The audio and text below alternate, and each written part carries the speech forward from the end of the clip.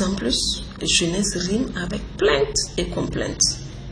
Des reproches à l'endroit de nos aînés, de nos parents qui auraient hypothéqué notre avenir de par leurs actions passées.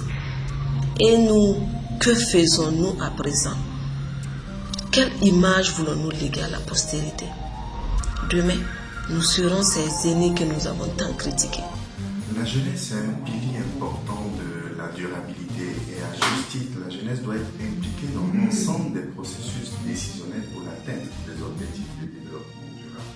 Le contexte international est d'ailleurs favorable et on appelle d'ailleurs la jeunesse à plus d'engagement, à plus de solidarité, d'autant plus que nos dirigeants actuels ont également. J'adore la communication et je fais de la communication ce cheval de bataille pour affronter le monde. Je pense que ce qui est important, c'est d'avoir un rêve, d'avoir une motivation et ceci de rester soi-même.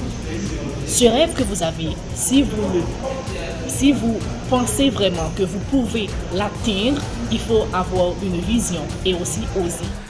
Moi, en tant qu'activiste et spécialiste des questions d'environnement et de changement climatique, nous travaillons aujourd'hui avec les organisations de jeunes pour une conscience climatique et je profite de cette opportunité pour appeler finalement l'ensemble des jeunes impliqués dans la conservation de la nature, dans la protection de l'environnement, à nous unir pour conserver la nature.